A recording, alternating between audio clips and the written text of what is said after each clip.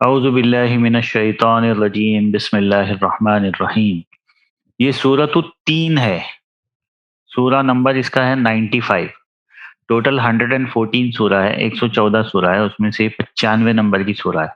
تین کے مطلب ہوتا ہے فگ، وہ جو ہم لوگ ہندی میں اردو میں تین بولتے ہیں نا، ایک دو تین، وہ نہیں، یہ تین عربی میں فگ کو کہتے ہیں، انجیر کو۔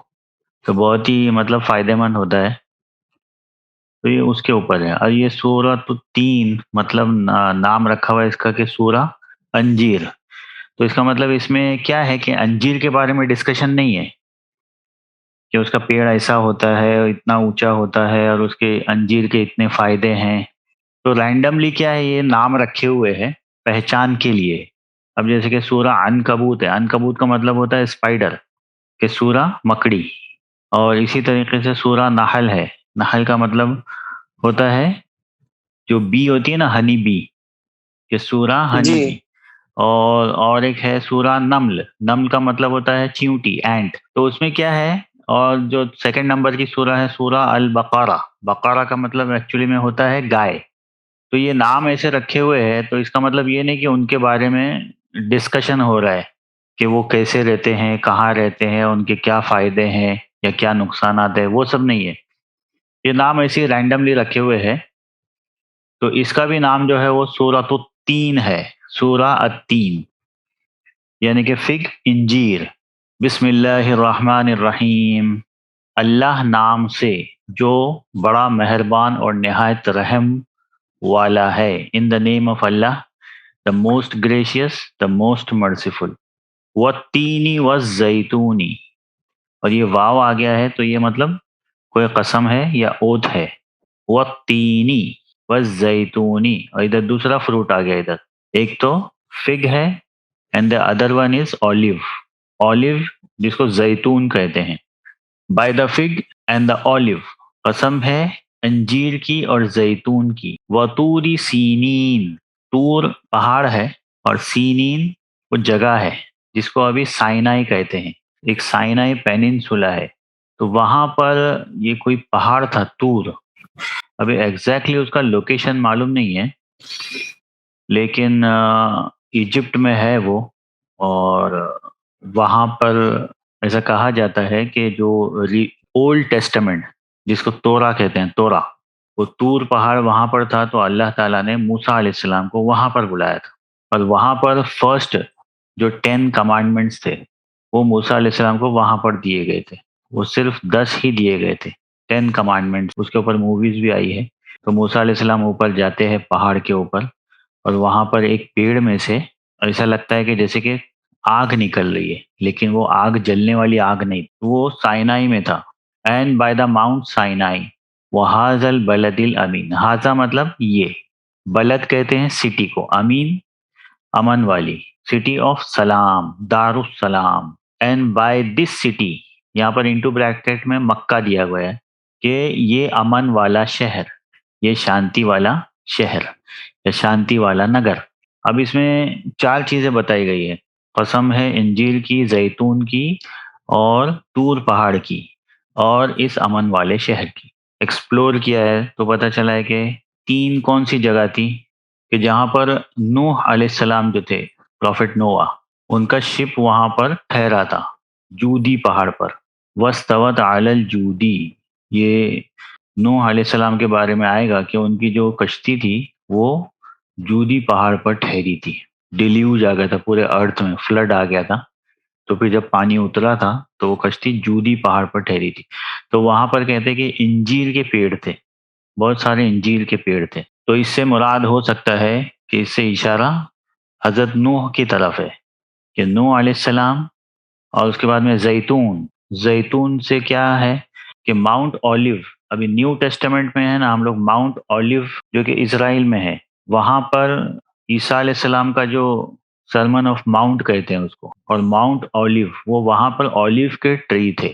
وہ بہت ہی مطلب ایک پاپولر اور فیمس ان کا اسپیچ ہے، سرمن ہے، بہت اچھا ہے وہ، جو عیسیٰ علیہ السلام نے دیا تھا اپنے لوگوں کو۔ تو یہ 3 سے تو کیا ہو گیا، نوح علیہ السلام اور زیتون، زیتون کے پہاڑ جہاں پر تھے، वहाँ पर ईसा علیہ السلام تھے جو اسرائیل میں ہے، اسرائیل جو پیلسٹین. اور طور سینین، اس سے ہم کو موسیٰ علیہ السلام یاد آتا ہے. Nova, Jesus and Moses. اور امن والا شہر، یہاں پر کون تھے؟ حضرت محمد. تو یہ چار یہاں پر پروفٹ کی طرف اشارہ ملتا ہے. اور قرآن میں بھی آیا ہے کہ 5 جو تھے نا وہ اولو العزم من الرسل، کہ رسولوں میں سب سے بڑے ہائیسٹ گریڈ والے جو رسول تھے وہ 5 تھے. 5 یہ تو 4 ہے، اور اس کے علاوہ ایک ہے ابراہیم. تو اس میں جو سیکوینس آتا ہے وہ یہ ہے کہ نوح، ابراہیم، موسیٰ، جیزس اور محمد، یہ 5. 5 کا جو کیلیبر ہے وہ گریڈ ہے، سب سے ہائیسٹ ہے. ان کو قرآن نے کہا ہے اولو العزمی من الرسل، رسولوں میں سب سے اول، سب سے فرسٹ گریڈ کے عزم والے. چوتھی آیت آئی ہے لقد خلقنا الانسان فی احسن تقویم. یہاں پر میں نے بتایا تھا کہ لا کا مطلب ہوتا ہے ویریلی، انڈیڈ، شیورلی، یقیناً، بلا شبہ، بے شک، لا.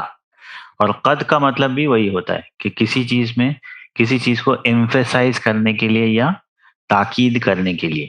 نشچے ہی یعنی کہ ضرور ہی ضرور، نسندے، خلقنا الانسان، ہم نے انسان کو بنایا. خلق، کریٹ. نا کا مطلب ہوتا ہے وی، جیسے کہ رب نا، ہمارے رب. تو خلق نا، ہم نے بنایا، انسانا، انسان کو، فی احسن تقویم.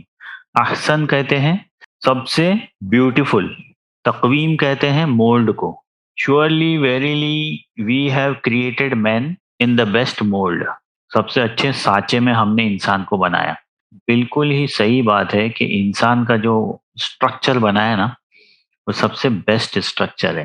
باقی کوئی بھی دیکھو جو لیونگ بینگ ہے نا، سبھی اچھے ہیں، سبھی خوبصورت ہے، بٹ کیا ہے کچھ نہ کچھ کسی میں. ابھی شیر ہے، اب اس کو ہماری طرح جو 5 انگلیاں نہیں دی کہ وہ کچھ پکڑ سکے یا کچھ کر سکے. ہتھوڑی اس کو دے دیں گے تو کبھی ٹھوک نہیں سکتا وہ. اسی طریقے سے جو گوٹ ہے، شیپ ہے، ان لوگوں کو ہمارے جیسے ہاتھ پیر نہیں دیے، وہ لوگ کچھ پکڑ نہیں سکتے. وہ لوگ کیا ہے ہر کام منہ سے لیتے ہیں. کتا، بلی، شیر، بھالو، یہ سب ایسے ہی ہے. اور جتنے بھی برڈز ہیں ان لوگ کو بھی سارے کام وہ لوگ کیا کرتے، اپنی چونچ سے لیتے ہیں.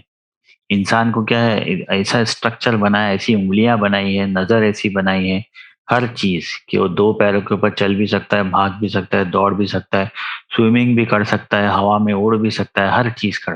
ایک دم امپورٹنٹ چیز جو بنائی ہے وہ انٹلیکٹ دیا ہے انسان کو، یعنی کہ عقل دی ہے اس کو. برین دیا ہے اور عقل دی ہے، وہ سوچتا ہے، سمجھتا ہے.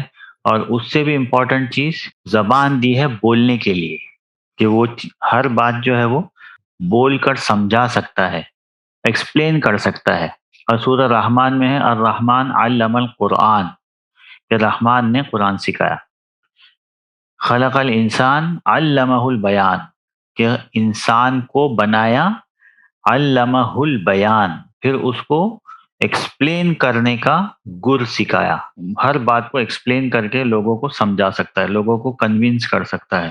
5ویں آیت ہے ثم رددناہ اسفل سافلین، پھر اس کو کیا کیا ہم نے، بہت ہی ڈاؤن گریڈ کر دیا.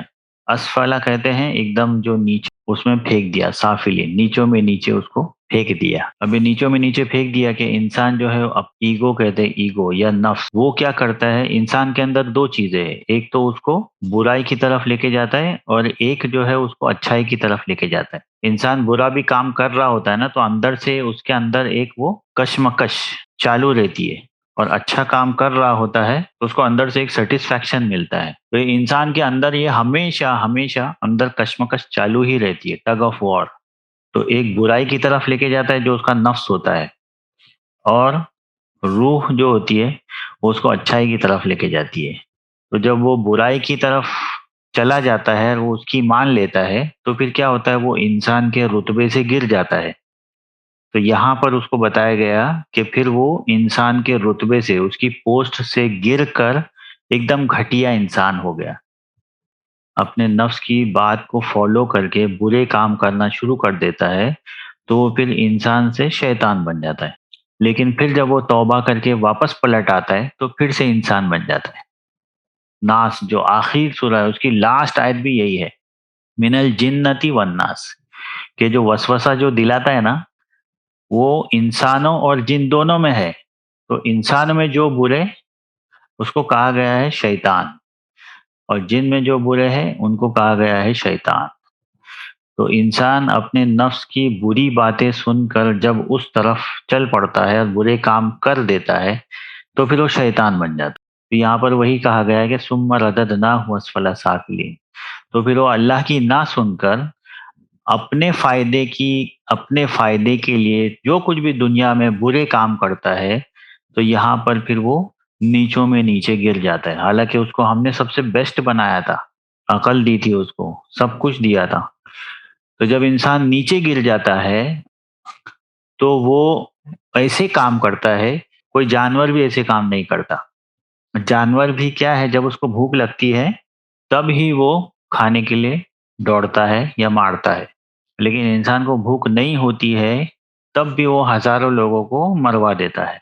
और उसके पास है, सब कुछ है, फिर भी उसको और ज्यादा चाहिए, और ज्यादा चाहिए। उसको हमेशा क्या है, टेंशन रहता है, वरीड रहता है वो।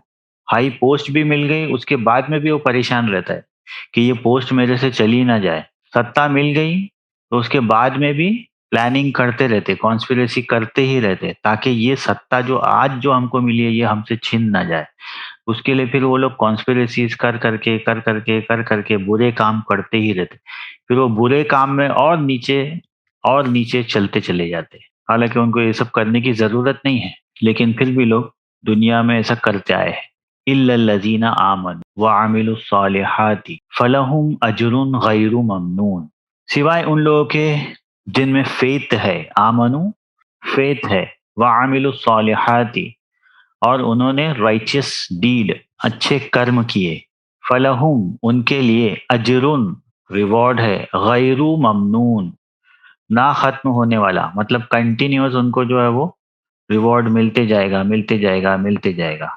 ऐसा नहीं कि एक प्राइज मिला या एक अवार्ड मिल गया, खत्म। नहीं, उनको प्राइज एक के बाद एक उनको बुलाते रहेंगे और उनको प्राइज देते रहेंगे। फमा युकज़्ज़िबुका बअदु बिद्दीन, then who can give the lie to you about the reward and the punishment? फमा युकज़्ज़िबुका, तुमसे कौन झूठ बोलता है? बअदु बिद्दीन का मतलब, दीन का मतलब होता है बदला या जजमेंट डे, कि इसके बाद में भी कौन तुमसे झूठ बोलता है? अलैहिस्सल्लाहु बिअहकमिल हाकिमीन, क्या अल्लाह सब हुक्म करने वालों से ज्यादा हुक्म करने वाला नहीं है? Is not Allah the greatest of all sovereign? हुक्म का मतलब एक्चुअली में होता है कि हम लोग सोचते हैं कि ऑर्डर, बट ये लफ्ज बना है हिकमत से। हिकमत यानी कि विजडम। अल्लाह ताला ने कोई भी हुक्म दिया है ना, तो उसके पीछे एक विजडम है, कुछ सोच समझ कर ही वो ऑब्लिगेटरी वो सिस्टम बनाया है। तो हम लोग को ऐसा लगता है कि ये हुक्म है, ये ऑब्लिगेटरी है और इसको तो करना ही पड़ेगा, जिसको फर्ज कहते हैं कि कंपलसरी है। लेकिन उसके पीछे बहुत सारे विजडम है।